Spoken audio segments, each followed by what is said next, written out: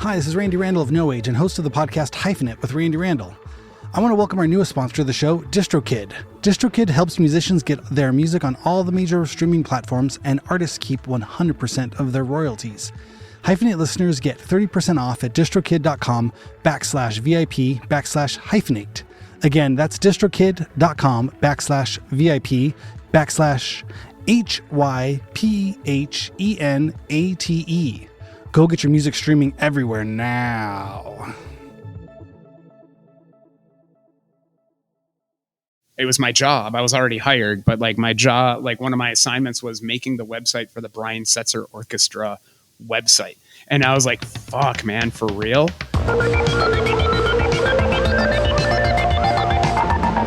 Yes. Thank you for tuning in to Hyphenate with me, your host, Randy Randall. Wow, what a week. I'm coming to you from Southern California. Today is Thursday, November 7th that you're hearing this. I'm recording this the day before Wednesday, November 6th. Still kind of in a daze. That was an election.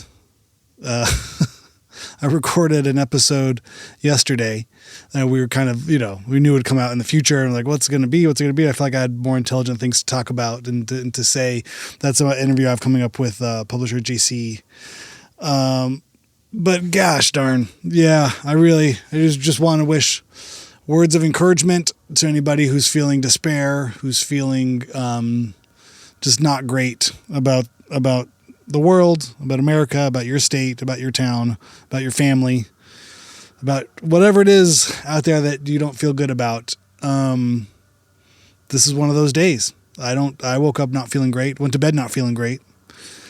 And, yeah, man, I guess it's just shocking, I think, to find what America is, what America looks like. Obviously there was a popular vote.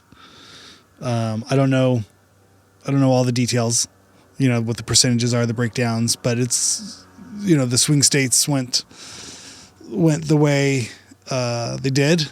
And then the ones that you thought would be blue, and the ones you thought would be red went red. And then the ones that you hope have, one election cycle go one way, another election cycle go another way, all kind of went red as far as I could tell. And it's a bummer. I guess that's how we do these things. I don't know. I can't help but just feel a little flummoxed, a little upset, a little disappointed, and a little scared. I feel like that I got all of these kind of things mixed up in me. And at the end of the day, it's America's going to be America, and the benefits and the positives of America are still there. And all the fucked up parts are still there too. The hope is always, progress, moving towards something of equality and justice, and outside of systematic racism and injustice and just horrible short-sightedness and misogyny and sexism and all these other things that I feel may be normalized or given permission by results of elections like this. We will be feeling the results of this for a long time, not just these next 4 years, but I think there's some longer lasting implications to this election. I'm sure I will have many more conversations with many more people about this, and you have conversations in your own life. But I would just wish everybody, a moment of reflection and keeping it personal and just seeing what we can do in our own lives, in our small, cities and towns and local elections and local representations and activations and actions we can take, to feel like our voices can be heard on a local level, and to fight fascism and injustice and inequality where we have an impact to do so. I think that's obviously, smaller than national elections, but I think it's well within our scope of ability to do. So I wish strength and hope and peace for everybody. And we'll talk more as it goes, because what are you going to do? Just keep talking about it and keep doing it and keep inspiring each other and keep our heads up and make the world the better place that we want it to be, in our own time, in our own space. Speaking of which, this episode is the first for November, and our theme for the month of November is going to be publishers. I am very happy and very honored to welcome my good friend Clint Woodside to help us kick off this month of publishers and books. I'm going to highlight a few friends that I have who publish cool books. And I think, that's one thing I can do. And, just to sort of keep the idea of literature, of thought, of art, of expression, of physical media, so sort of relevant and top of mind. We have, holidays coming up. Maybe you want to buy yourself or your loved ones some cool books. So this month we're going to be featuring 4 different publishers who publish good things. They put the good out there in the world. And we'll kind of get some of their backstory, understand where they come from and why they do what they do, and why books matter. Because books matter. And not just for kindling and for firewood or for being banned. I think we have to embrace the book. That's going to be my first day after the election. I'm kicking off 4 weeks of literature and book and publishing related content that will be entertaining and insightful, as all of these things are, hopefully, these interviews, if I'm doing them correctly. But yeah, books, right? That's all I'll read. I'll start reading. Maybe I just talk more to myself. I need to read more. And so I also want to support more independent publishers and independent mom and pop bookstores. I think these are good places to vote with our money, to support things and good causes and good places and good people. Independent mom and pop bookstores are a great thing to support, and as well as independent mom and pop publishers. Small publishing, small bookstores are a place where, ideas can flourish, and they are all hurting financially for one reason or another. I'll get into it with each publisher as we go, sort of what the best way to support them is and how to, again, that thing, vote with your dollar. Again, this is something we can do. The things we buy have an impact on the world. So supporting artists and publishers and authors and photographers and artists and all of these great people that, put something good out in the world and inspire the next generations, as well as, our own time, our own generations. So without further ado, I'm going to throw to my good friend Clint Woodside, and I'll be back to talk to you after the interview. All right. Enjoy.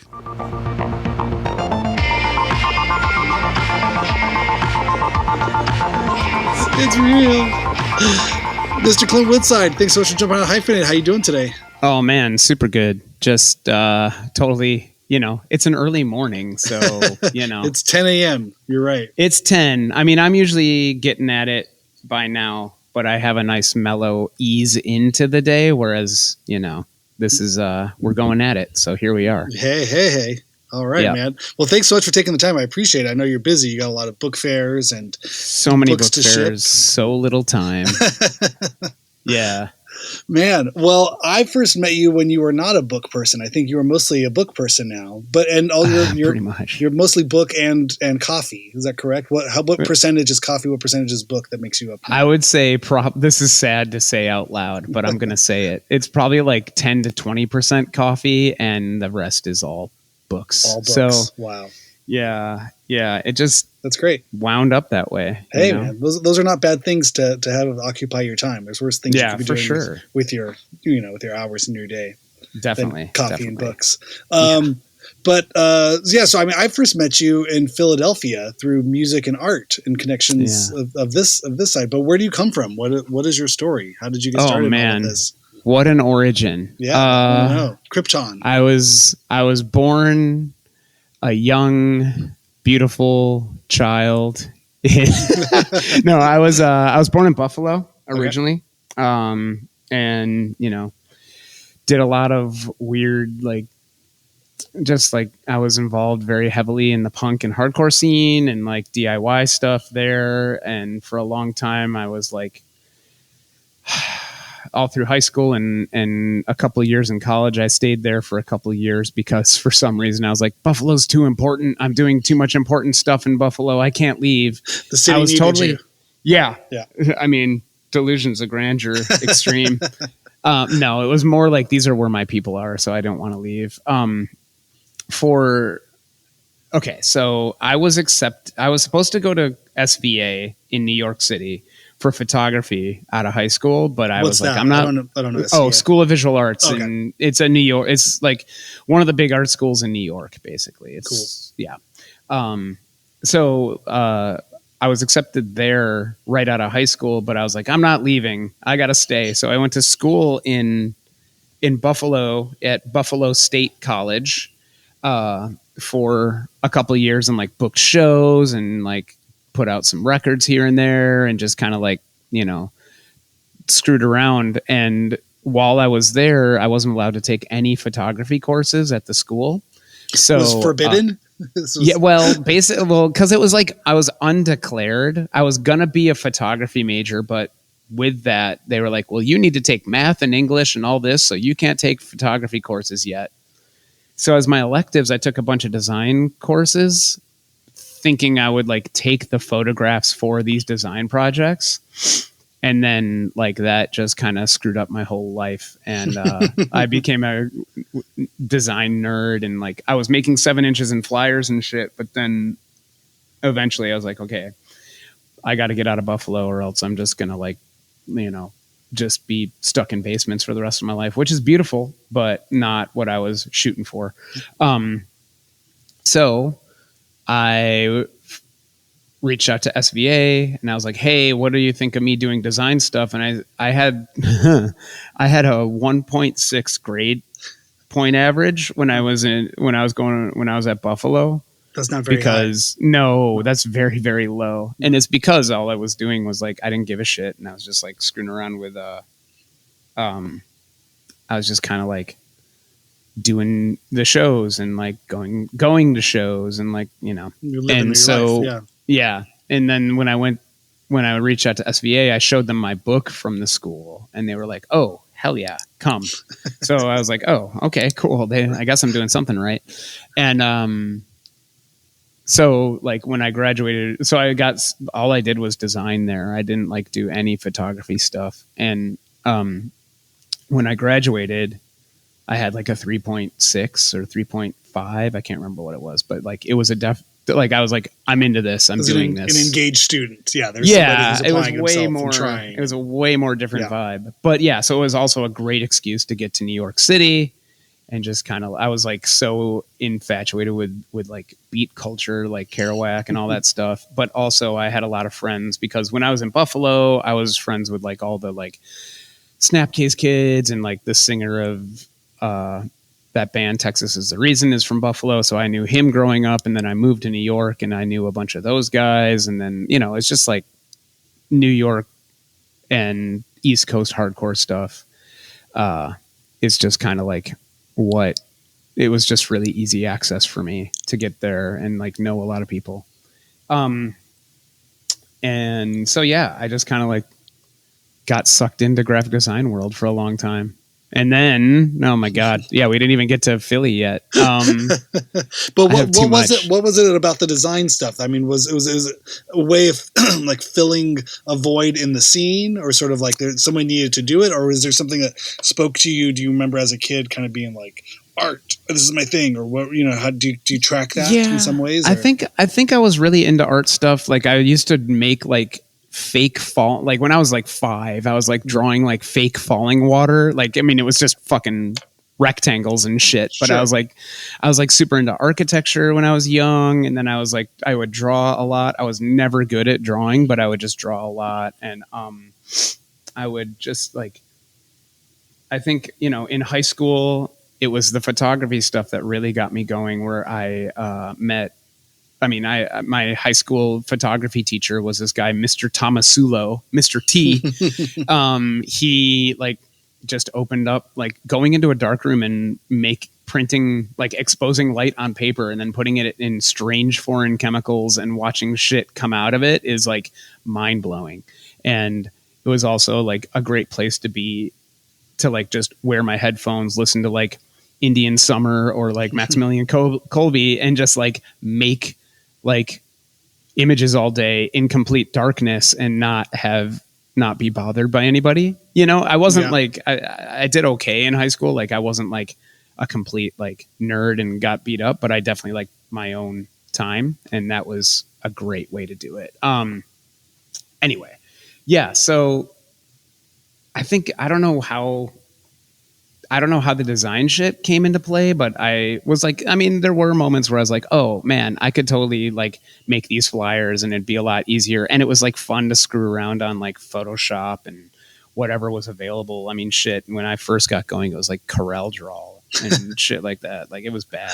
Yeah. Or like rub on letters and Kinko's. Yeah. And It was awesome. And like we had our friend Sherman who worked at Kinko's, and like we would go at midnight and make zines all night and like for free, you know, because back then there was no like real easy, it was really easy to scam our way through that kind of stuff. And so, yeah, we would just like, I would be making random weird zines and just like a bunch of flyers and all that kind of stuff for the shows.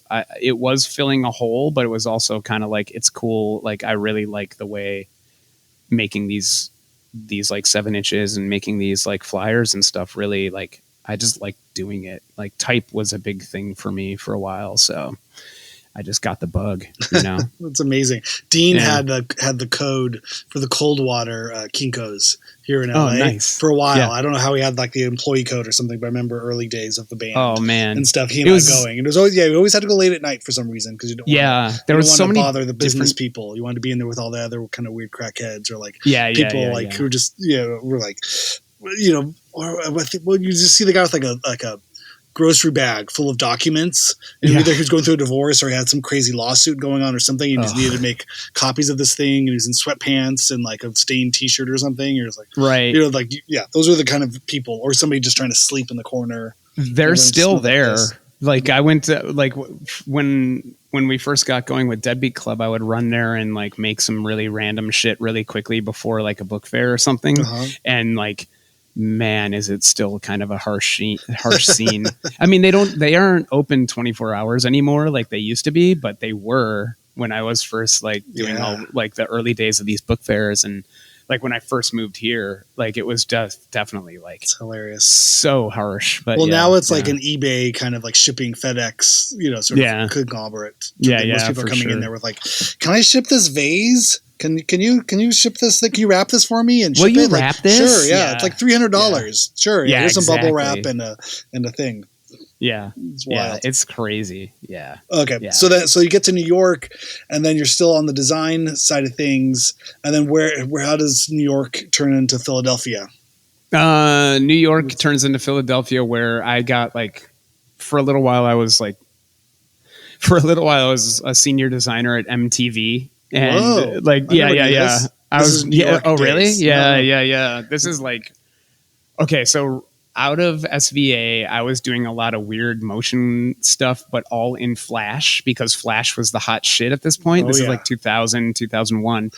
And I was straight up like doing my best Designer Republic, like rip off vibes. I went in there. I don't know what Designer Republic. Oh man, Designer Republic's like there is like 3 nerds listening to this that are like, fuck yeah, Designer Republic. What's up, Ian Anderson? There's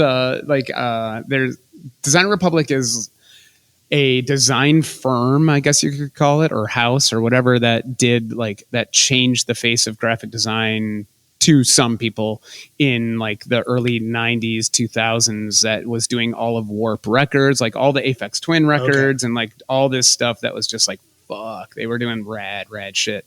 And it was just about information overload and just kind of crazy shapes, like vector stuff. It was just trippy stuff, but it's really smart and really good. Okay, I can pick up Warp Records and Warp Records. I thought you would get it. Gotcha. Yeah. I can pick that up. Yeah. Like it's kind of throwback mid-century modern, but also kind of like minimalist, but also surreal, but like super techie and weird. Yeah. But do you know like Autechre Records? Sure. Yeah. Yeah. They did all the Autechre records. Okay. So yeah. Gotcha. Anyway, so like I was doing stuff like that, and then I got hired by this company called Associates in Science that was like, hey, well, first, this is a good story. So first, my first job was like interning for this guy, Eric Baker, where I would like just make like stationary mock-ups. Like other people would like make the designs and I would just cut them out and paste them to like Blackboard for presentations. Okay. And then I went and interviewed for my first job. I interviewed with this place called 19, which is run by this guy, Matt Owens, who, by the way, put out like early, not Mars Volta, but early at the drive-in, or maybe Sparta, whatever the other, like it was definitely at the drive-in related. I can't remember, but I went in there for the interview and they were listening to Hoover from DC. And I walked in, I'm like, yo, are you guys listening to Hoover? And they're like, yeah, like as if like they didn't think anybody would know. And they're like, I could tell already I was like hired just because of that right there. But so I was doing stuff for them, and that was very web Flash based heavy stuff, but that's what everybody wanted back then. And then some of the stuff I was doing for that got me this job for a place called Associates in Science, which was almost exactly like Designer Republic ripoff, like not ripoff, but very heavily influenced, we'll just say. But they were making like books for like Doug Aitken, like before Doug Aitken was like making really heavy duty stuff. Like he was making just videos, and we were making books for his videos and stuff, which was sick and like opened my mind up to like completely crazy shit. But I was making their website, which was all about motion weirdness and stuff. And then MTV saw that and they're like, you should do this for on air. And I was like, I have no idea how to use any of the programs. And they're like, it's okay. Just like mock it up and we have people that will animate it for you. I was like, sold. Oh. So just like, the design side of it. You didn't have to do whatever the version of animation was then. Totally. Wow. And this is early 2000s. This is like 2001, 2002. This was like right after 9/11. Wow. Like I was there for 9/11 and all that stuff. And that's a whole nother story altogether. Sure. And like we aren't even touching on like me booking shows helping out with ABC No Rio and like other shit like that. But that's like by day I'm at MTV and by night I'm like at ABC seeing like some of the best bands ever. Like Orchid and like whoever, anyway. So basically I do the Video Music Awards packaging for like 2002 or 3. I can't remember. And I'm just I just have a complete fucking burnout and I just can't do it anymore. And I missed Fugazi at Fort Reno, which I've seen 1,000 times, but because of this job, I couldn't leave New York to go to DC to go see Fugazi at Fort Reno. So I was like, fuck this job. And I was like, and you're 20 something, we're 25. I'm probably like 20, even? Dude, I'm probably 22. Almost like 28, something like that. Maybe even a little bit older. I'm not sure. But I'm like, you're ready for a change. This is not, you thought you knew what was up. And then there was moments of like, okay, what am I really doing here? And there was this thing that I had in my head where I was like, New York's amazing as long as you don't get sucked into like the crazy hustle. Like sitting back and watching the hustle is entertaining enough. And without me noticing, I just got sucked into that hustle without like I tried my best to stay out of it. But once I got a real job, it was just like gnarly. And yeah. And you're also in that wave or that crevice between gnarly New York and affordable New York, and then insane, not affordable New York. Crazy. Yeah, but also so like that time, you kind of worked in a spot where it was you could live there and kind of just be fucking around. Yeah, but that time in New York was amazing because it was at the same time that like Alleged was in like full swing. So I was like going to shows that Aaron was putting on, and I like was making friends. Like I knew Patrick O'Dell from then, and like I like everybody would hang out at Max Fish, but I've always not drank, and like there was there was 6 months where I drank, but I hated it. I was just like, I got to try this. And I hated it. And I was like, fuck this. This sucks. So I stopped drinking when I was like, and that was like when I was 23. But yeah, I was just like, I was in a good time. Like everyone would go to Max Fish and I would go to, there was a coffee shop right next door that was the Pink Pony. And I would just sit and chill. Josh Diamond, who was in Gang Gang Dance for a long time, but when I knew him, he just left this band Samuel, which I loved, and he was like, I don't know, I was in this band, you know. He was like really uncomfortable about it because he likes weird avant stuff, and Samuel is like straight fucking like kind of like pretty straightforward like rock, and it was good. Anyway, so like I had like this time in New York was fucking amazing, but also if you get sucked in, it can be soul crushing. So I felt it and I was just like, fuck this, I'm out of here. And I moved to Philly, which was close enough in my head to just get design jobs like from New York and still work it all from Philly. And I had a lot of friends there that were in punk bands. Like one of my closest friends was this dude, Mike McKee, who is the singer of Kill the Man Who Questions. And like they would come up to New York all the time. And my friend Stefan Grudza, who like was a tour kid that I knew from me being on tour with a bunch. I used to tour for bands forever.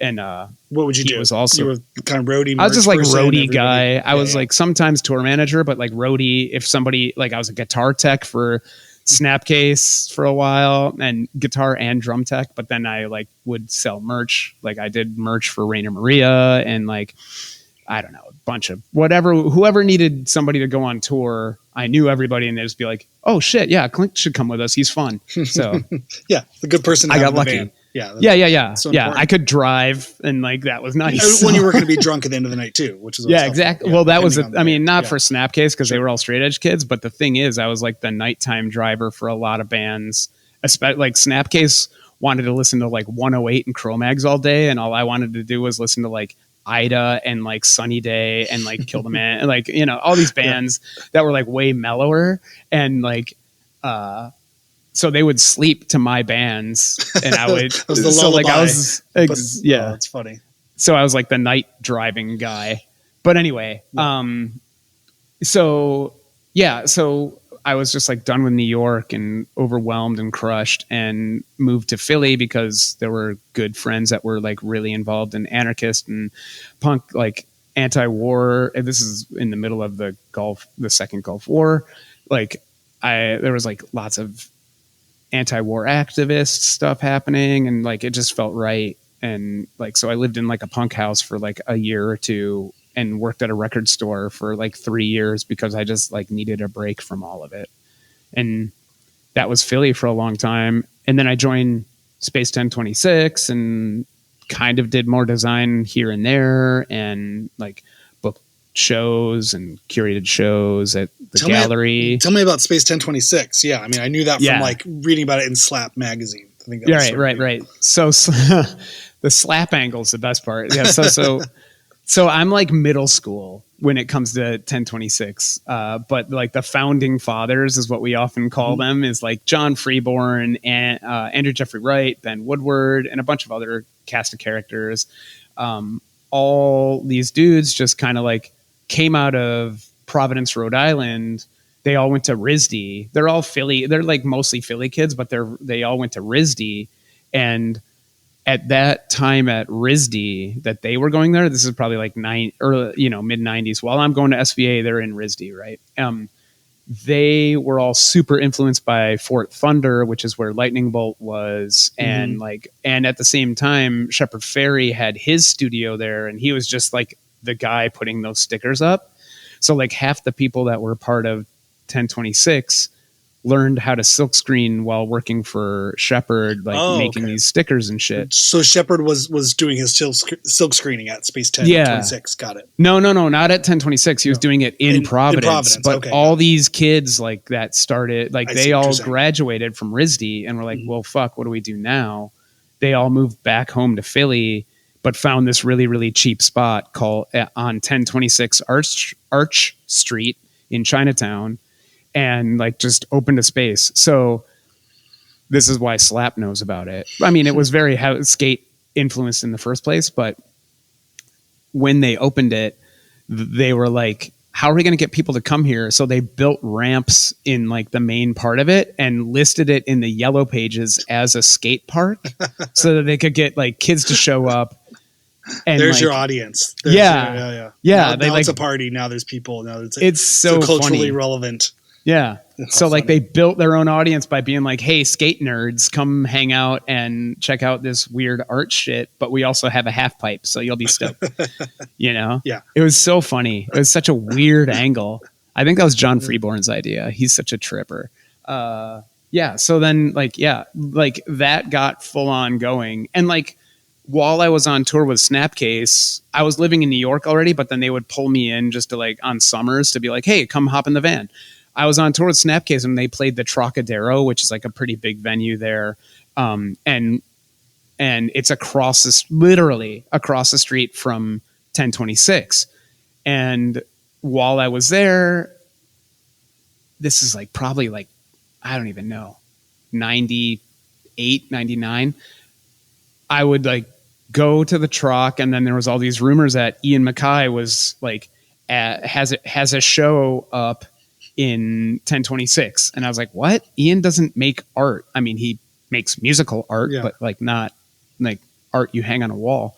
And I go over there because I knew Ian a little bit. And at this point, and it was actually a show for Cynthia Connolly. Okay. And Ian was just there because at this point they were dating. And I knew Cynthia already from like Discord and like emailing back and forth. Like I sent photos of like Fugazi playing in like 93 to those guys for like a Discord used to make a zine catalog thing that would have a bunch of photos and shit in there. And I would just send them photos that I took and they would always just put them in there. So it was rad. So Cynthia and I had an email acquaintance.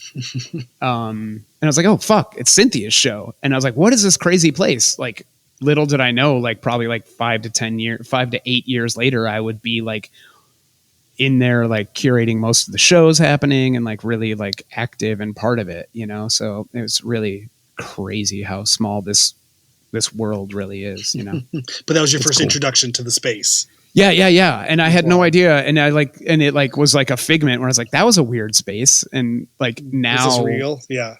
Yeah. And then like now on my wall, I have the poster for that show, which later like became like my second home, you know? So like, it's really kind of rad. Like that's how amazing. That thread just follows through. It's really important to me, you know? Yeah. And how did you sort of find yourself just sort of in the general Philly sort of chip on your shoulder sort of culture? I mean, the general Philly vibe, like, was it not too far off from the Buffalo vibe? I mean, I've spent some time in like Philly. Philly can be grim. The first time you guys came to Philly was my fault because I brought you guys to 1026. I think. Oh, that's great. Yeah. Is that true? Oh, geez. I mean, for No Age, probably. I think we might have been there with our band before. I mean, definitely you guys. Yeah. I mean, I was helping book shows at the church basement. And I know that band played there, but then No Age's first time No Age played, I think was at 1026 and it was with Silk Flowers. That sounds and right. I didn't know who the fuck you guys were. Yeah. And I was like, yeah, it's Avi's band. Avi's got, and I knew Avi from New York. Like Avi and I were like thick as thieves, you know? Yeah. And so I was like, yeah, Avi wants to play a show. Sure. And he's going to bring his, right before that show, we were kind of all waiting in the van, and the artist Matthew Thurber played saxophone in the band, and he's an incredible cartoonist. And we would just yell things at Matthew to like make a drawing like this. Like we were just kind of like yelling things at him to make these like. I think on the drive in, we're like, what's the most Philly flyer you could make? I don't know if you remember this. So he drew this incredible thing. It was like a cheesesteak and like an anthropomorphized cheesesteak with a big like anthropomorphized like Liberty Bell. And, it's somewhere in Ben Franklin. I think they're all kind of like in like the 76ers sort of like uniform. It was a real funny. Everybody's there. Yeah, that's amazing. There was more too. I forget the final would have looked at, but yeah, it was one of those. I can't remember. I'm sure I have a vague recollection of getting an email with the flyer and just being like, I guess that's what they want. I don't know. Yeah, this is the flyer. Yeah, that makes sense. Yeah. But but you found yourself. It sounded like you had friends already kind of living there, and so you were able to kind of I had like various connections. Yeah. Like Dan, who was in Lifetime, lived in Philly, and like we took Lifetime out on their first big tour with Snapcase, and like I knew him from Kid Dynamite and all these other bands, and like then like when I moved there, Dan was like a buddy of mine, a pretty close friend, and then very other friends from the punk scene and stuff like that. That was my main entrance, and then I was like a weird art dude, and the only real ethos of 1026 was just we're a bunch of artists who enjoy cheap rent. You know what I mean? Right, there was no like, we're a collective that has this like manifesto. It was just like, we're all part of this big space, and we're supposed to all be paying rent for this, but like only a few of them are actually doing it. We were always in debt. It was crazy. But I think there's something about that sort of the ability to sort of, especially coming from a place, like New York, just prior to where you can almost see, you see the value of that. Like, this is an affordable place to be creative, but it's almost like there's a ghost on your shoulder of like, if I don't keep making stuff and putting out positive energy and keep being productive, like the city of Philadelphia will swallow me alive. I will be nailed to a bar stool for the rest of my life. That's exactly what happened. And I'll never leave. That's exactly what happened. Like, so like fast forward, like a lot of life happened in Philly, like, and a lot of like another one of those burnouts happened, and I lost my fucking mind, and I had a major burnout on design again. And I was just like, it was a time for another shakeup. And I also felt like I was like disappearing because I didn't have that push that I had in New York, where like I've said this a bunch, but like you can get a barback job in Philly and like 40 years later have that same barback job, and like that's fine, but that's not what I was trying to do. Like I was like trying to be a productive like art nerd of any kind, but like make something of value, the artistic value of meaning that's appreciated and can be seen. I think it's hard because I just talking now, like New York and then into Philly and just that idea of through design and through art and through there, it's like that feeling that like good things can be made, but then you ride that line of like, or I'm just working on garbage. Or like, you know what I mean? That's like in a design world, and I guess I know this only peripherally from being friends with designers or being friends with people kind of in this world. But there's that feeling of like this could be really meaningful, but there's no money in this.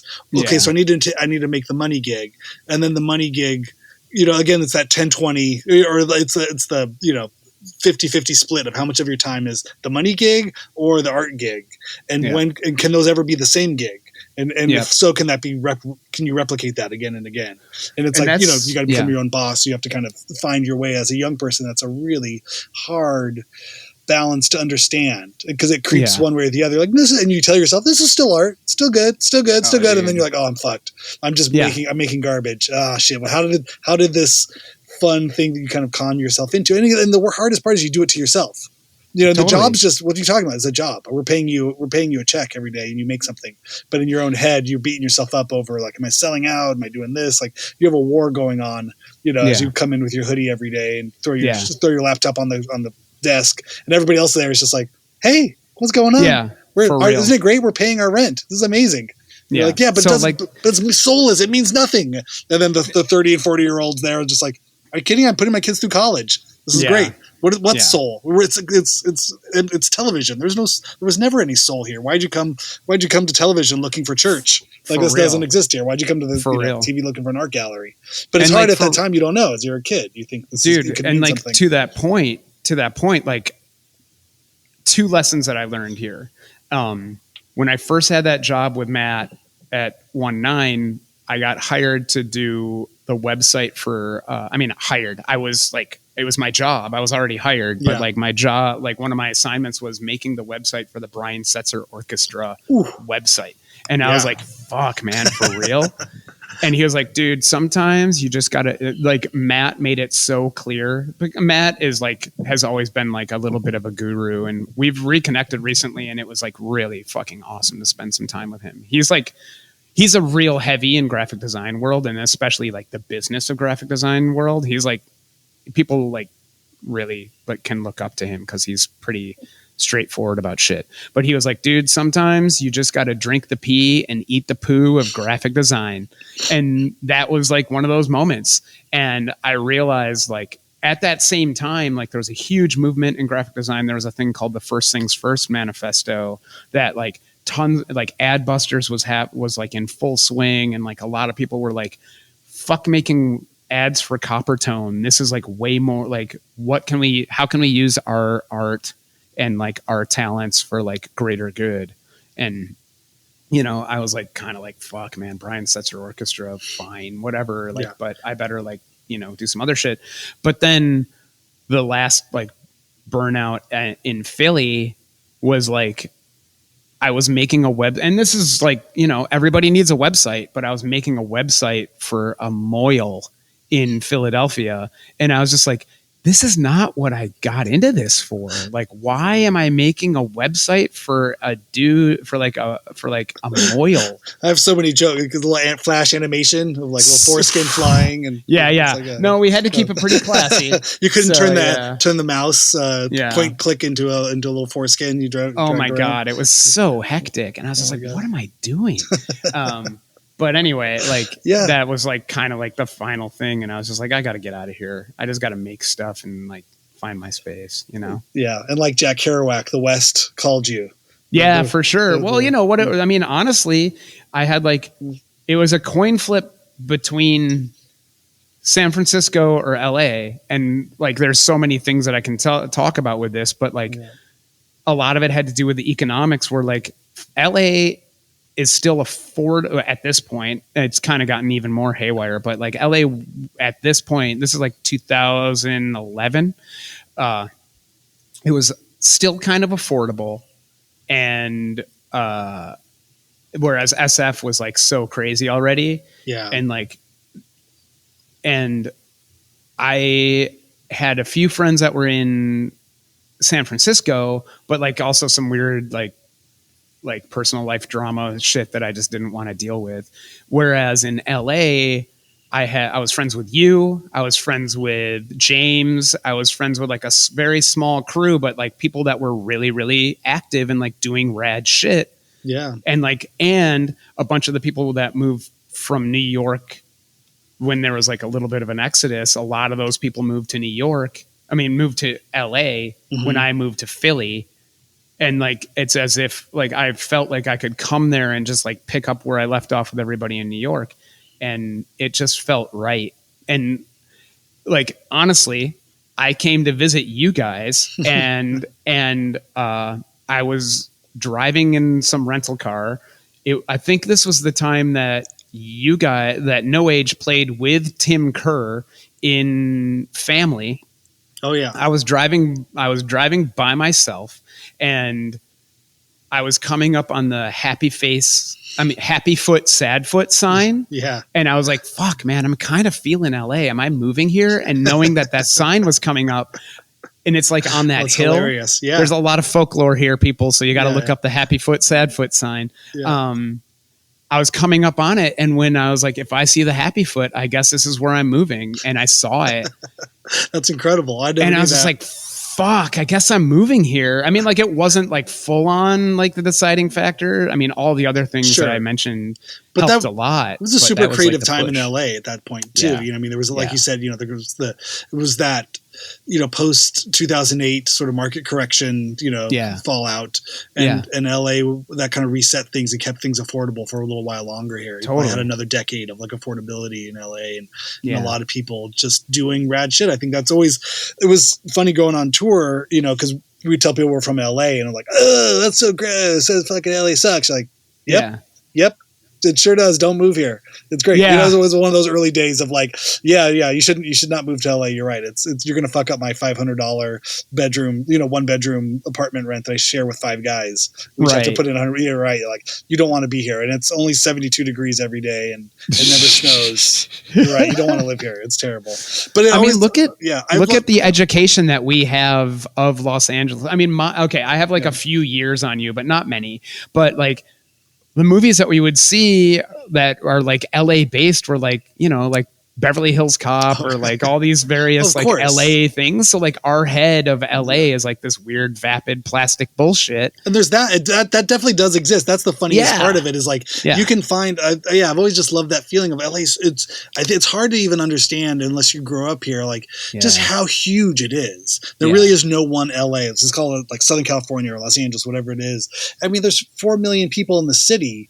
And then, I don't know what you get up, I think get to 12 million in the county or 18 million in the county. It just becomes huge. It just becomes this gigantic sprawling thing. So it's really whatever you want it to be, whoever you are. It's almost that weird, funny reflection of it. Like you can find anything you're looking for in LA, good, bad, and everywhere in between, and that's sort of what I've come to appreciate it as I got older and spent more time in the city. And I was like, I grew up here and I still get lost. I can still find things. I can go down a street I've never driven down and still find a new store, a new place. And I think it attracts people too, to kind of bring something new and different. So it's constantly evolving and eating itself in a lot of ways. The history, if you're a historian, it's a rough place to be but if you're up for new, interesting contemporary culture things and have an open mind, whether you like it or not, it's going to change. It's going to, it's literally like a landslide or earthquake or a fire culturally as well. Everything is just resetting. And so it's kind of fun. So it's hard to be nostalgic about stuff, but it's fun to sort of just, stay in the flow of that creativity, which I would think it still happens, even though it's become expensive and it's become gentrified and all these other kinds of. Well, what's interesting though, and this has a lot to do with gentrification, which is a bummer for sure, obviously, but like, back when I was first coming, there was no such thing as neighborhoods. It would be like, okay, we're going here to Family, and then we're going to go to Giant Robot, which is in a completely different place. And then we're going to go all the way over here to Ooga Booga. But then we got to get food at this place, which is like completely like in Orange County or some shit. Right. And it was just like, but we live in Echo Park. Over. Yeah, you're going to drive for 3 hours a night to go do 2 things. Yeah. It was nuts. And like now things are kind of getting a little more centralized, which is like how most cities work. And I don't know if that's good or bad for Los Angeles, but like, we'll see. I think gas and parking and everything, I think the death of car culture may be the thing that really does change LA. You know what I mean? I think everyone's always like, will this ever be something that's not? Did you ever read City of Quartz? No. Mike Davis. It's a great book on how and why LA is as fucked up as it is in terms of the design, architecture, and sort of civic planning and city planning. Right. But anyway, I know this is not an LA podcast, but it's fun. It's fun to talk about. I could always enjoy it. But I remember when you first moved out, I think you stayed on the couch at the house I had there or the apartment.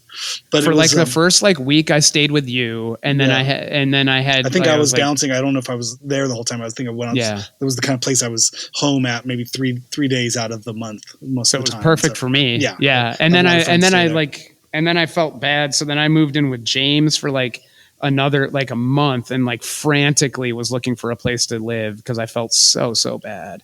And then finally found a place right in Silver Lake that was perfect and tiny and awesome, just what you needed.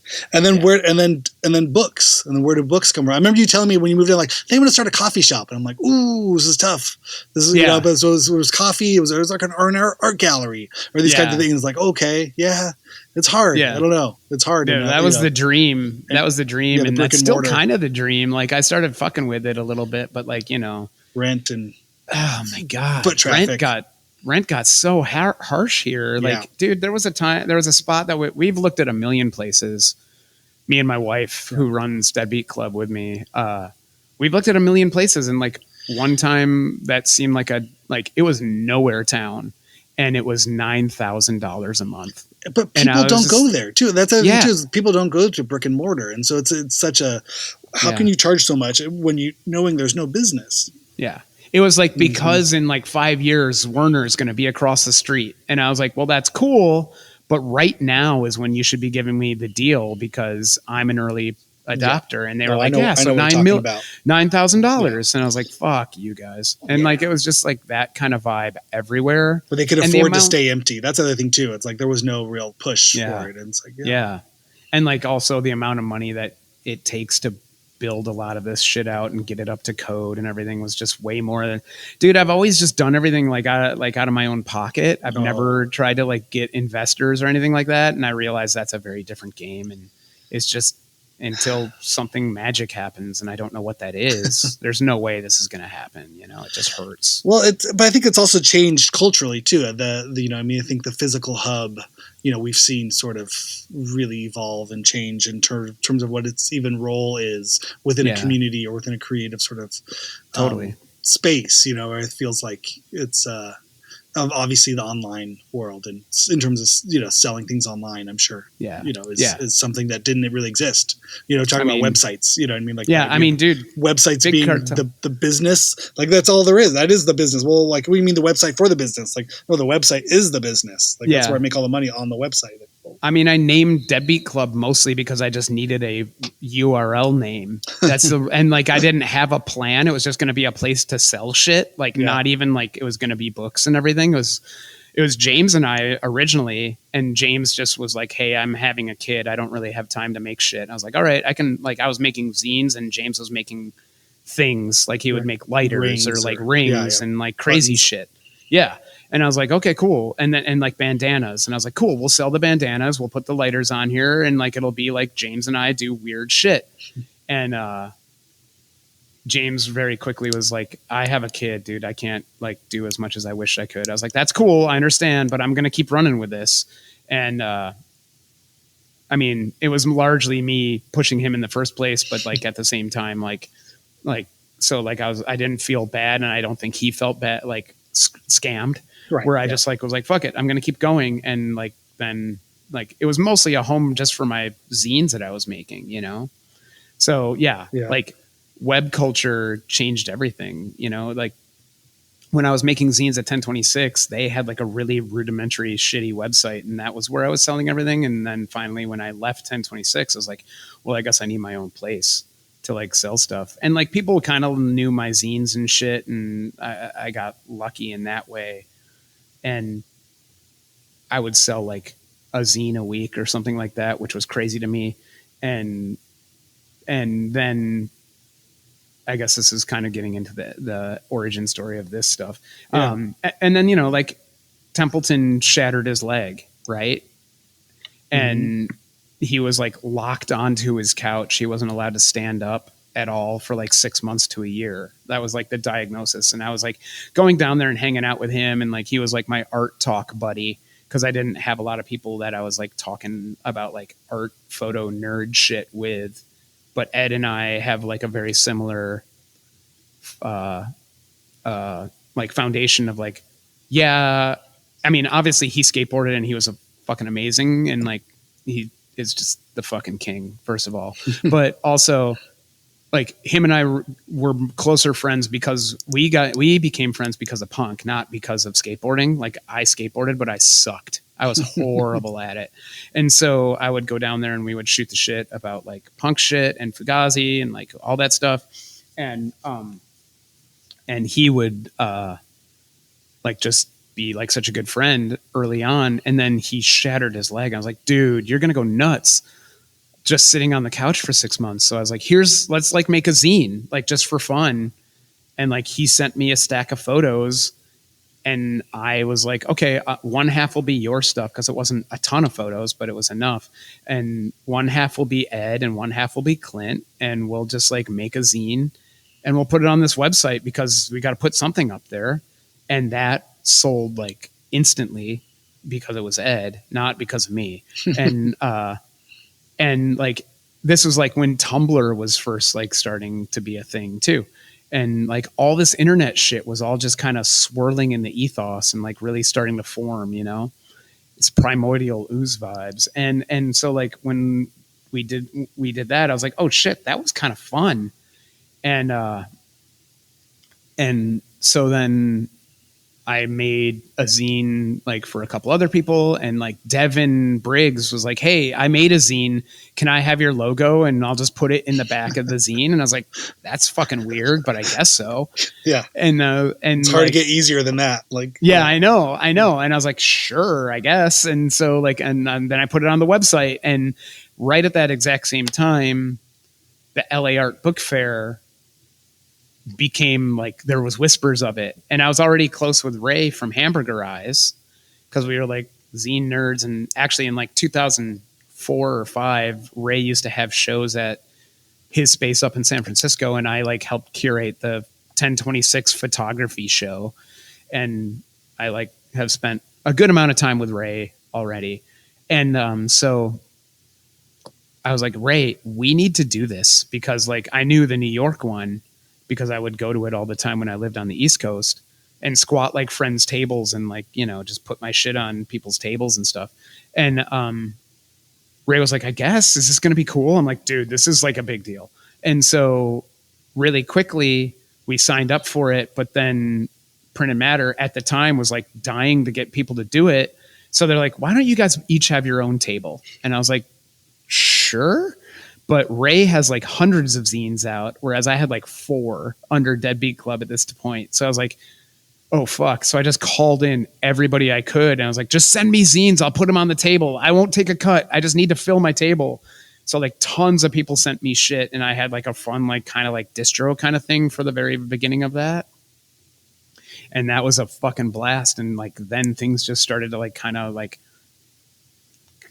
drive itself. And like I just woke up with a publishing company. You know, I just kept making zines, and like the zines evolved, and I would save my pennies from the zines, and like enough time went by where we were able to make books. And you know, it was crazy. It just like is totally a fluke. But you know, now here I am like 13, 14 years later. I don't know.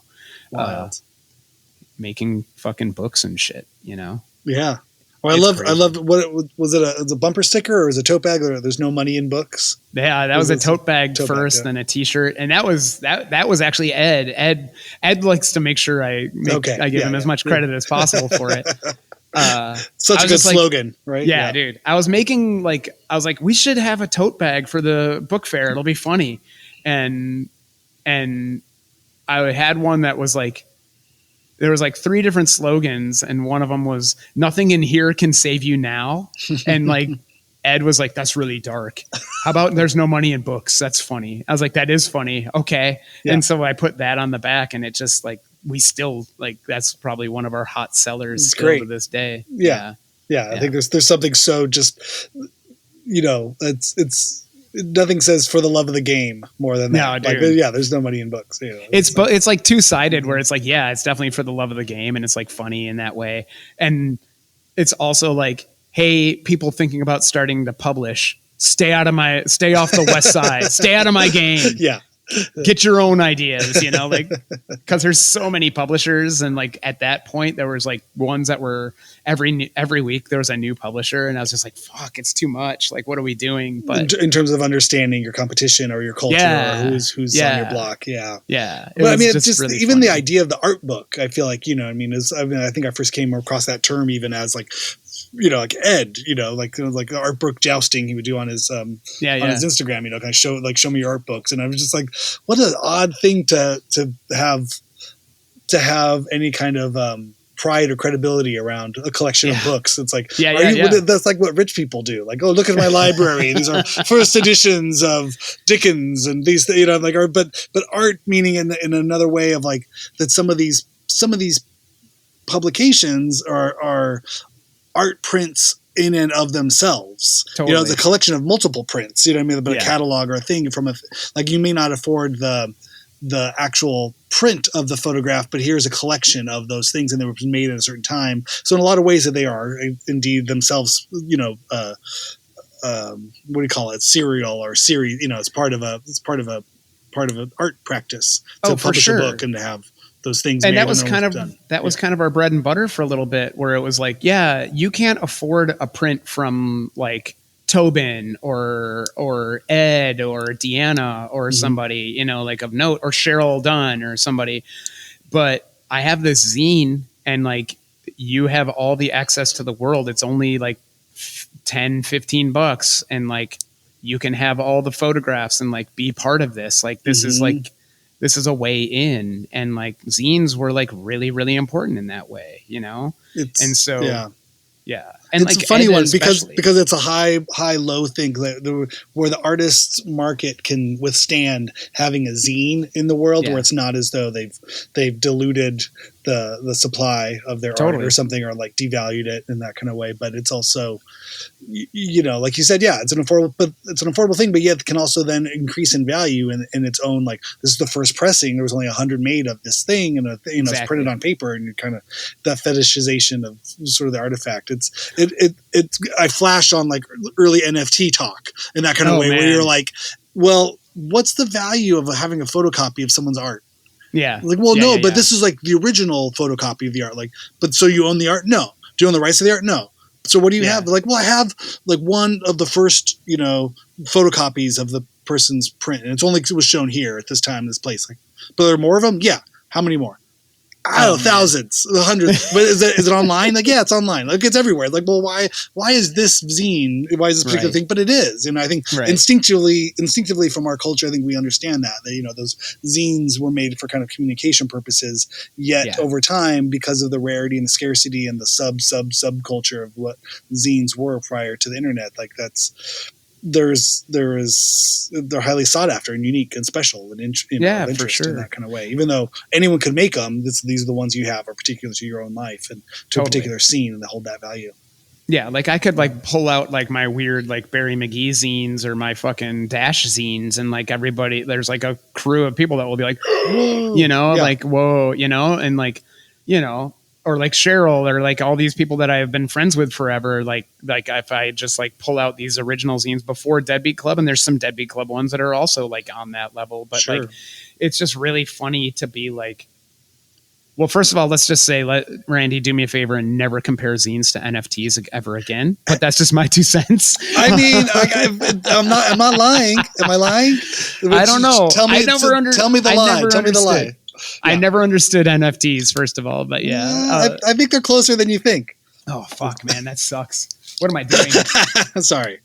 You're right. I'm just joking. It's a dirty word. I mean, I got bamboozled. I got bamboozled in the NFT. Oh, yeah. Did you get into it? A little bit, because I think it was also the context of a crumbling live entertainment industry, which was my only real source of income. Yeah, I think kind of sent me on a spiral that I'm not proud to I can speak of with the shame that is appropriate to anything regarding NFTs. I have the appropriate amount of head hanging shame to it. However, Randy, there was a time no regrets, dude. No regrets. No regrets. There was a time and place. You know what I mean? Where it seemed to be like, well, if Trump can be president and the world can get shut down with this virus, like what kind of apocalyptic world maybe money doesn't exist? Maybe it is all online. I don't know. Yeah. Like it literally felt like we went through like the upside down in some ways that who knows could happen again. I think there was a moment of like, I don't know, is down up? Is black white? Maybe it kind of feels that way. And I got a family and kids to support. So what do you got? Show me what you got, internet. I don't want to be the last one on the bus. Real. I've been the last one on so many buses in that regard. You know what I mean? We're like, yeah. So I was like, all right, I'll try. It didn't work.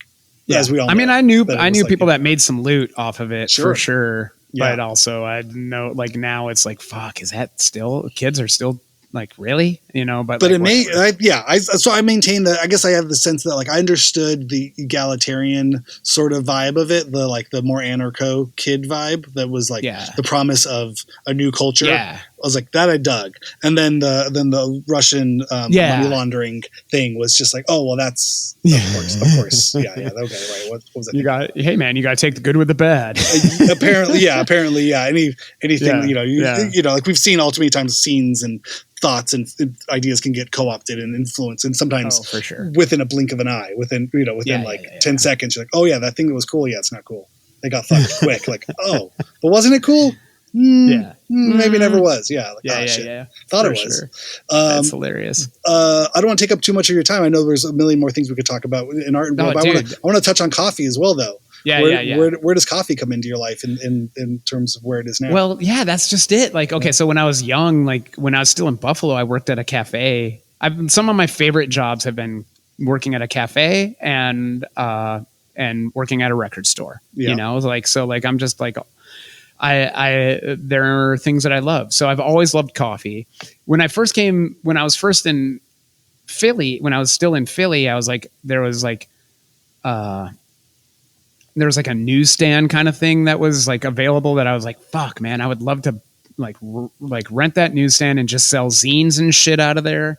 And like make coffee and sell coffee. And like coffee was like in my head at the time was like very low price point, easy access kind of thing to do. And then learning, and then like, I didn't even think I would be roasting ever. I was just like, I'll just make a cafe and have a rad place that people can hang and like have like, I was like way more into like creating an environment for people, for my people. And like, that's where the coffee thing all came from. Cause I love coffee. And I was like, that's a great excuse for everybody to just come hang out. Right.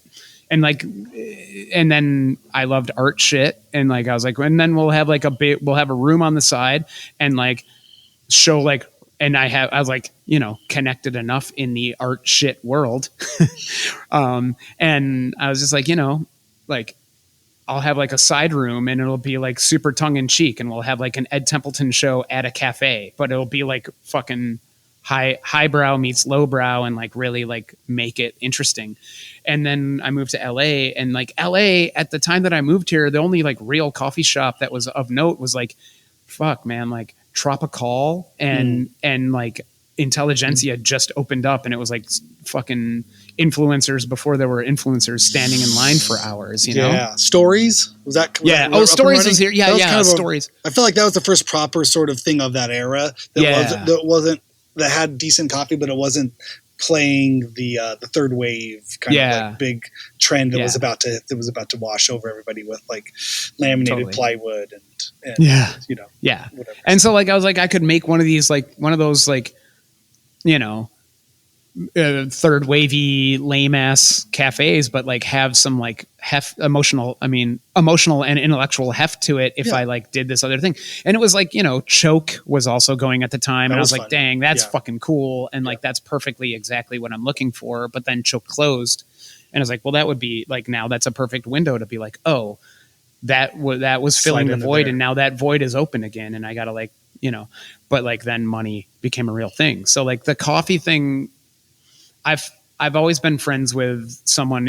At the time he was like the head roaster of La Colombe, and this is before La Colombe became this multinational like crazy thing. It was like just a Philly small company. There was like 2 cafes in all of the world, and now they're like fucking huge. They got bought by Chobani, and that's where they just exploded into a thing. But my friend was the head roaster for them. And he was like, you should check out these people that have this other roaster that like is really easy to use. And like, it'll like basically teach you how to do all this stuff. And this was something I've always been like, yeah, it still makes sense to me to have like the books and the coffee. In my head, it's all the same shit. Mm-hmm. But like to most people now, I realize it's like, no, there's people that know that we do coffee and don't know shit about the books. And then there's people that are like, that see the books and then they'll see like bags of coffee on the table and like, what the fuck is this? I'm like, oh yeah, I also roast coffee. And they're like, when do you sleep? I'm like, well that's the coffee. That's what that's the thing. For. I roast coffee, so I don't sleep anymore. Yeah. So like, that was like, it just kind of made sense. So I bought the roaster. I bought the roaster right before the pandemic, like 2019 Thanksgiving Day. Oh, Lord. No, the day after Thanksgiving, it landed at our house. I have a second space and there's a second building in the back of our house, me and my wife, Alex. And I just put the roaster in there and we kind of fitted it to be like the place where we do all the roasting. How big is this thing? Is this like a wash machine? Like that style? Or I don't know what is for coffee roasters. It's like a decent sized fridge. Okay. It's like the size of that, gotcha. You know, like, so it's like, it's not too gnarly, but it's not a car. No, it's not a car. Okay. It's not a car. So, and then where do you get the beans? You gotta have the beans, Larry. You got to get the good beans. Yeah, you got to get the beans. Yeah. There's like so many different importers there's like 3 or 4 importers that we deal with. And like all of the thing that is special about those ones is like they vet all of like they're vetted, like they work with the farmers directly. They're like giving, there's like fair wages being given, like fair trade is kind of a fucking hoax, you know, it's like kind of a scam. So when you see fair trade on a thing, it's like they're still getting like nothing, you know? Okay. So like it's much more direct. It's like not as many like middlemen in the middle of it all. And so I have a better access to better coffee. They have really quality stuff, but they're also like paying the farmers like really, really good wages. And that's like what's really important to me. We want to like have a little bit of that story, like have like the story about the people who actually grew this coffee. So like, you know, we get coffees from Ethiopia, Kenya, Brazil, Colombia, like, wow. I don't know, Peru, like Guatemala. Like we have coffee from all over the place because I have relationships with these importers that are doing God's work of like going to the farms and making sure like everybody's taken care of. And like, it's really, really important. That's huge. And rad. And there's a collective of these importers. It's not just one importer that sources it all. Like, so you've kind of entered into that world and found. I mean, for real, there's like good importers that are like really doing their due diligence. And then there's really shitty importers. And they're the ones that are like supplying for like McDonald's and shit like that. You know, like there's like, or Starbucks, and like, you know, you just got to be like really smart and like make sure you're dealing with the right people. So, and then is it a money issue as well? I imagine, you know, like you say, paying fair wages, all these things, this sort of stuff, small batches, but are you able to, does it make sense money wise? Yeah. I mean, it would make more sense if I was able to do this on a larger scale, probably, but like it's making enough sense. We have a subscription program for our coffee, and that's like that's the most sustaining part of our coffee. So like if someone like signs up for once a week, once a month, however many bags at this periodic, you know, and we have like a good chunk of subscribers that help pay for all of this stuff, and that's usually how it's really self-sustaining. And so, you know, tell me more about the subscription. What does that look like? Like say if I want to get a bag of espresso beans, like, I don't know, you know, my wife and I, we drink coffee every day. Like what would it be? Tell me you would like, what you would do is you go to deadbeatclub.com. Deadbeat Club, deadbeatclub.com will also get you there, but our main URL is deadbeatclubpress.com. And you go there and you go to the coffee section. Very easy to find because it's right in the top. And there's like options for subscriptions. And what you do is you like you pick your poison. There's like ones that you sign up where it's roaster's choice, and every X amount of, you choose how often you want it. And like, it's like every 2 weeks, every week, every month, like however you want to do it. You can choose roaster's choice where every week or so, whatever you choose. Let's say you sign up. Is that pretty average? Like a bag a week? Does that kind of like if you know, mom and dad or husband, wife or partners, two people in a house probably could go through a bag. I'd say a bag a week is probably pretty good. Yeah. Or maybe 2 bags a week. It depends on how heavy you guys are drinking coffee. Sure, yeah. Depends how early in the morning you wake up. Exactly. Yeah. And so like you can sign up for once a week and you get 2 bags every week, right? That's what you decide on. If you get roaster's choice, you will get whatever I think is hot that week, or like what we have freshly roasted, and like what, you know, you'll always get new. You haven't had this before. You're not going to get. And we keep a log of what you got previously, so that way we like keep it like fresh. Like it's not like you're going to get our Kenya 2 weeks in a row. You're going to be like, oh, this week I got Guatemala and Kenya. This week I got Ethiopia and you know, Peru, and like, you know.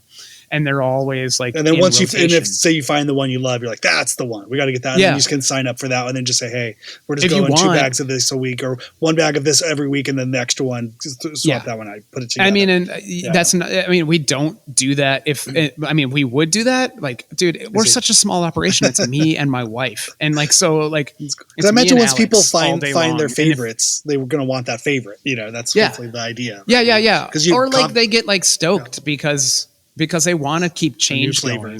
Yeah. And like, so then it's like exciting when Kenya comes back, you know, and you're like, oh, sick. Kenya's so you don't burn out. You don't want to get burned out on the thing too. Yeah. You don't act like it's, and also like we buy smaller amounts of everything, and that coffee is super seasonal. So when like Kenya runs out, it's gone, at least for a year. But we always look for a new Kenya that's going to taste different. But like, has the same characteristics, you know, That's like wild. things. Yeah. So like, I'm always like on the hunt for new coffee and like exciting coffee that I like a lot. And like, I just want to share it with everybody. Yeah. You know? What a fun idea. I didn't know you did the subscription thing. I've had it at the art book fairs. I've, you know, when I've seen you, you always got a nice cup of coffee for me. I'm like, all right, hey, this is fun. This is great. Nice. I didn't know if you were selling it at stores or if it was a thing. I mean, That's the huge thing is like, I didn't realize that it's basically running a second company.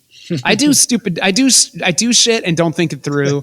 And like, I was like, oh, this is like getting people to change their cigarettes. Like people really like. Well, I was going to say when you find a coffee you like, it's like a pack of cigarettes. It's like it's your thing you like, you know. When you like Blue Bottle, you stick with Blue Bottle. But fuck that, Deadbeat Club's punker, and you should fucking work with us. But you know, but it makes sense. But you make a good case. You know what I mean? Like you say, it's sustainable. It's you know, it's worker forward. It's you know, all these things that you'd want to see the change in your life, and then you go, well, but I'm going to spend you know maybe another $20 a month. I'm going to spend another $50 a month.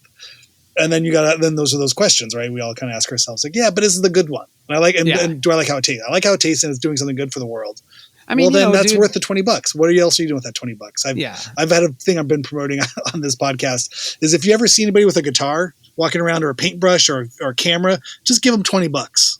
Just walk up. If you're a person of means and you can afford it, you know, I saw a meme where it was like, you know, they redesigned the $1 bill and it was just a picture of a 20. You know, it's like this is pretty much the world we're living in with inflation and everything it is. Like if you're making money and you want to support the arts or support anything creative, just anybody you see that looks like they're doing art, just give them $20. They're gonna be grateful. They need it. They're gonna be very stoked. There's nobody out there with a guitar that you're going to see on a day-to-day basis. You're not going to run into Slash. You're not going to run into Bruce Springsteen. You're going to run into some kid who's either learning or trying or about to give up or can't pay his rent, but just is obsessed with it. And he's dragging it from somewhere to practice or to go busk or to go play something for no money. So getting a $20 bill for anybody in that not a bad trip. I'm just saying, you're not going to insult. It's not going to be an insult. Everybody will be happy. Just the random $20 bill. Yeah. Yeah. I mean, you know, also, you know, it's kind of like, you know, I was saying like, you know, that's where McDonald's gets their shit from. You know, if everybody's on their own trip, I think that's something I need to like make perfectly clear, you know, like, so like, I have my way of doing shit and I'm not trying to like stick up for McDonald's or anything, but there's people that like, there's book publishers and there's, you know, coffee roasters and there's stuff and everybody's on their own trip. And like, it's rad that they are doing the things that they do. It's not what we do. We do things our way, and our way is just, you know. But it's part of that punk ethos, though. Be the change you want to see. You know, like you want to see a different world, then you got to be that different world. It starts with you, right? I mean, that's 1994 had a very, very hard gouge into my ethos, and like because of that, I'm still doing the same shit, and like it works out in the end. I think so far so good. Like it just makes sense the way I do. Well, it's like things. Our parents' generation before us too. You know what I mean? Like the flower power, you know, kids of the '60s. Yeah. You know, they had something to say, and they had an idea, and then life got in the way, or other things happened. But the ideas were right. You know what I mean? In those same kind of ways of, you know what I mean? And it all comes around. And I think there's those giving people the option, I think, to do something better and making it easy. You know, and it's like, what does it cost? It'll cost a little bit more money. Okay, but how much better in the world? How much better is the world off for it? A lot. Well, that's the problem is like, I'm really bad at charging a little bit more money. You know what I mean? Like I'm still on that $5 mentality and I'm getting fucked because of it. But I mean, we're getting there. Yeah. Well, it is a tough landscape out there. I mean, the thing that tripped me out was, I remember before the Evens played, I don't know, 20 years ago or something, Ian called because for whatever reason I was on the list of people that lived in LA and no one else picked up their phone. So he finally got to my number and called and said, you know, how much does a movie cost in LA? And I was like, this is the most strange question I've ever been asked. This is not on my bingo card for this year of phone calls. Randy, how much does a fucking movie cost in like, well, you know, it's like $15, honestly, you know, by the time you get there and you know, it all comes out in the wash. Yeah, you're probably spending about, you know, $15. He's like, okay, good. He's like, that's what we're charging for the Even show. They're playing at a print shop gallery in Alhambra, you know, kind of thing, right? And I was like, sick. I was like, Okay, he's like that was the whole thing. It wasn't $5. Wasn't $5. $5 was the cost of a movie. We wanted to make the show the same price as it would to go out to do anything else. It's like it doesn't cost more to go see a Fugazi show than it would be to go go see a movie for the night. That's your other option. That's like it makes sense. But times change. Movies aren't $5 anymore. Exactly. Movies are now $20, and so the show you can go see a show. It's $20. I wonder how much a Koricki show would be, because I guess that's like the latest band that he's in. I wonder how much that would be now. But also, probably $20. Probably $18.95. Or go to AMC.com and find out. Like that's how you can tell the pricing of any of these shows. Is just that dude has like such like he just has like these simplistic, easy ways to like make sense of shit. Right. Like how much is a movie? Yeah, it's about the same thing. All right, that sounds fair. You know. It's really interesting, he's a pretty smart cookie. But when you think about gouging or with ideas like valuations or those types of things, because as an artist, it's hard to charge for your art. Or I've noticed, as a musician, or I do producing now, I do mixing, I do engineering, and it's I don't want to charge my friends to do stuff. Like they're my friends, but then there's those feelings too of like, just come over and do something. But then if you do get money, fucking pay me then too. Like I'll take someone else's money. But I get in trouble sometimes because I just kind of think when I think of a musician, I kind of hold them in a higher place sometimes. Like, well, as a musician, that means you've slept on floors and you've paid your dues, and you've done this, this, and this. And so I find you now, 22-year-old musician, to have had the life experience and hold the same values that I have. And again, not saying they don't, but I've been let down in some ways where I'm like, I'm treating everybody like me the way I would want to be treated. Like in that dude, I will straight up say they do not have the same thing. Like that's not. It's different. It's a different world. It's not part of the dialect anymore. And like that's cool. Like it's fine. We're old. Like we have to like we had a different life. Like you were talking about our parents and the flower power thing, but like now kids are like and like honestly like I don't know. I think like it's just we just can't keep expecting everybody to like do that, but like it's that thing of like sleeping on someone's floor, staying at someone's house was a huge value and a huge help, and like I respected that. And not that I've had the experience where people have been shitty to me, by staying at the house, but it's that style of thing of like that's a huge thing, like what I mean. So it's like you have to appreciate that opportunity you have. I mean, we still do it. Yeah, we still do it. Like we're going to Berlin and then Paris, and when we get to Berlin, we're going to stay on Stefan Marx's couch.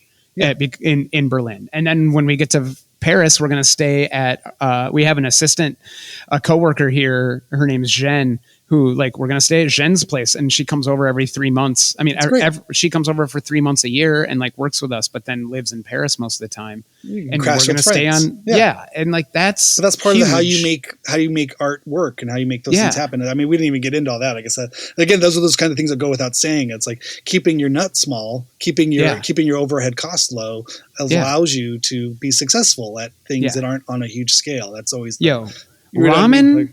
Ramen is great. You guys should eat it. Yeah. I got a soy sauce. I got 2 packets of soy sauce ramen in the fridge. And I've taught my son, my 10-year-old, how to make it, and he likes it. And I was like, I know. I liked it at 10 years old too. I still like it now. It's easy. You know what I mean? Those kind of ideas of like, it's not 10 cents a pack anymore, but every once in a while you find a good deal. But I still have that mentality. Like I'll never leave that. And it's like, again, it's the stuff that just gets drilled into your bones.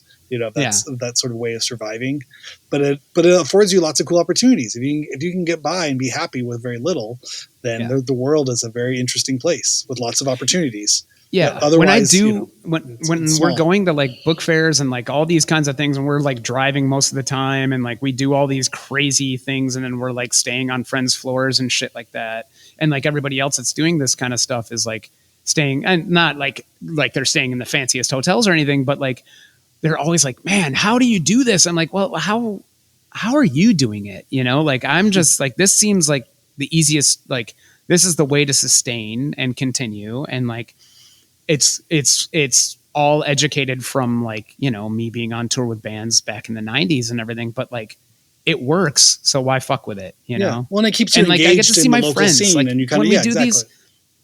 Yeah. When you're doing these kinds of things, whether you're on tour with bands or going to book fairs or doing whatever the fuck, doing art shows or anything, like you having this time, you're going to be slammed with shit to do. And like, you don't get that time to be able to spend with the people that have been with you along this way. Like when we go to New York, I make sure I have good time with Rich Jacobs, or like I stay with my friend Kate Hurwitz, and I see like all my people when I lived in New York, and like I try my best to like put that time in. But like when we do these fairs, it's like I'm just overwhelmed with shit we got to do. So like that, me staying with these people, yeah, I'm saving a buck, but I'm also spending some really good time with people that have always been near and dear to my heart. So like, and it's like, honestly, when I moved to LA and I slept on your couch, it was because I wanted to spend time with you and just be like, this is rad. I'm like seeing my friends and like living my life with my people. Right. That's like the most important shit to me. You know, if I make a buck while we're at it, that's fucking awesome. But like, well, and you can return the favor too. When people come to visit LA, you can be like, hey, come crash at my place. This is what, this is what our house is a fucking rotating, is a rotating cast of idiots, and I love them all. But it's the best way to know a city too. Like, especially if you're thinking of moving to a city or moving to a place, or, you know, spending time there, like stay with people. Cause then that way, you know, they'll tell you what's good. And you're not just, you know, going down the lobby of your thing and looking at the first McDonald's across the street and going, okay, I guess this is what this city's all about. I love that. That's always the thing too, where like getting back to my other favorite subject, LA. It's like LA sucks. It's just Disneyland. It's like, well, maybe that's what you did when you were 12. But I mean, like, if you stayed at a hotel across the street from Disneyland and went to Disneyland and then flew home, I would say, LA is a weird place. You're probably right. Yes. But that's not even LA. That's fucking Orange County. And Orange County is weird. Yeah, exactly. Yeah. But if all you saw of LA was between LAX and Anaheim, it's not a great, I wouldn't want to live there either. I wouldn't want to live on the 5 freeway between Anaheim and LAX. You're right. Totally. That's so funny. Awesome, Clint. Well, thank you so much. I appreciate it. Again, give out where you want people to follow you and get more info. What's I don't know. I guess our Instagram is Deadbeat Club. And then our website is just Deadbeat Club Press, or just Deadbeat Club. It'll shoot you over to Deadbeat Club either way. You got that SEO on lock, Deadbeat Club. What's that? You got the SEO on lock, Deadbeat Club. Dude. We had to. It came up for sale recently, and so we had to spend a little bit of extra loot to have it. And one of these days, I'll probably spend like a week changing our emails over and all that shit. But we finally took advantage. It's good. It's good. Otherwise, what is it? Just a bunch of like, I'm trying to think like weird Homer, like Simpsons background characters just kind of hanging out. Like what is, who are the, what is a deadbeat in this culture? I'm trying to think of like some Roseanne, like extras or something. I don't know. Right on. Yeah. Oh dude, we still get tagged in like really weird shit sometimes. That's like deadbeat dad, you know? And I'm like, no. We're different. I mean, I think we also need to give a little bit of love. So that, for anyone that doesn't know, is a B-52s song. And I just want to make sure everybody knows that I love the B-52s. And not dads who skip town. Yeah, not about dads who skip town. Even though we do have a Deadbeat Club dad hat, which was also very tongue-in-cheek jokey about that too. Wow, that's good.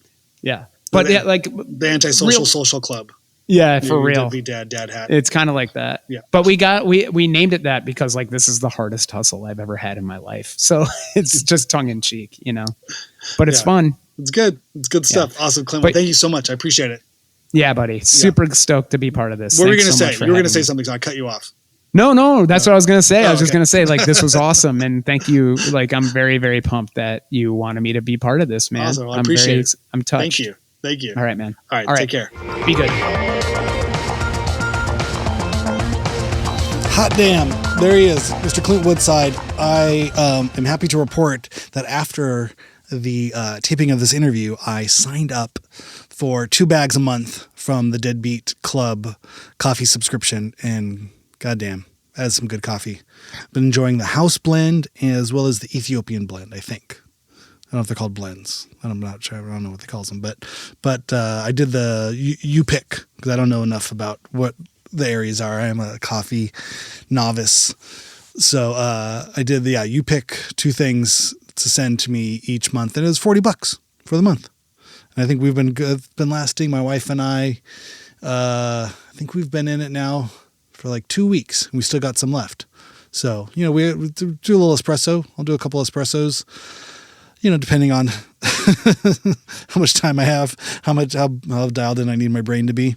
But yeah, delicious coffee. I really do suggest that you try them out.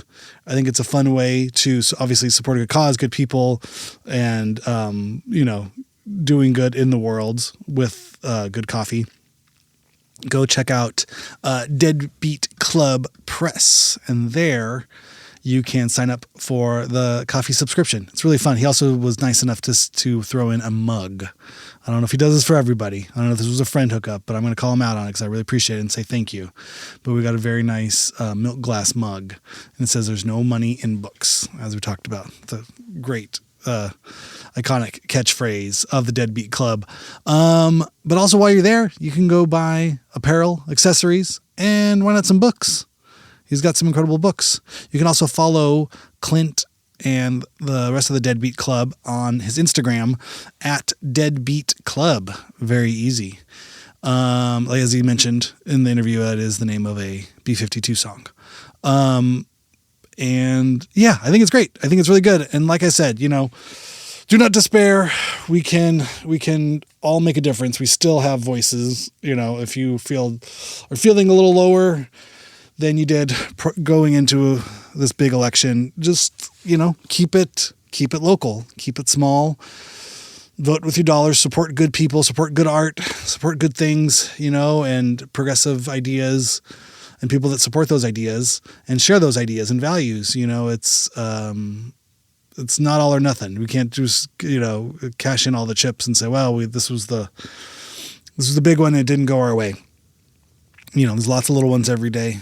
Lots of little battles to be won, lots of little battles, little fights to be on the right side of, and ultimately, what do they say? It's the long arc of history goes towards progress and justice. So, I hope this month of independent publishers, will be an inspiration, will be a salvo, will be a call, a clear on call, something, point of inspiration to just, make your own rad shit, DIY, do it yourself, make things, support things that you love to do. I know you're already doing it. I know a lot of you out there have rad projects and you're doing great things because you tell me about them, you share them with me, and I appreciate that. So, let's all support each other. Let's all go to each other's shows, go to art shows, buy each other's books and records, and, just get out there, make our voices heard, take up space, say things that people want to silence, be loud, do all those things. Just be yourself and not give in to whatever weirdness is out there in the world, or oppression or silencing and bullying and tyrants, fascistic sort of bootlicking regimes. Go be yourself. Go be weird. Go have fun and support rad people doing rad things. Like Deadbeat Club. Fair trade coffee is delicious. Tastes great. Came right to the door. Rad books from queer artists. Awesome. Good things to have in your house. Spread the message, share the love. I think it's going to be a good month. I'm excited about the people I have coming on, and I'm excited to share them with you. And another theme month. I think the last one I did was February. We had a kind of, scene check history of Providence, Rhode Island, the Rhode Island School of Design, late 90s to the early aughts. And this month we're just going to look at some cool independent publishers. So join me, won't you, on this November 2024 theme month. And if you're looking to buy some gifts for people, try these cool independent publishers, starting with Clint Woodside's Deadbeat Club. Buy some coffee, buy some books, make the world a better place, one cup of coffee at a time. All right. I will see you on Monday with Aaron Farley, and who knows what we'll talk about. I'm sure the conspiracy theories will abound. All right. See you then. Bye. Have a good weekend.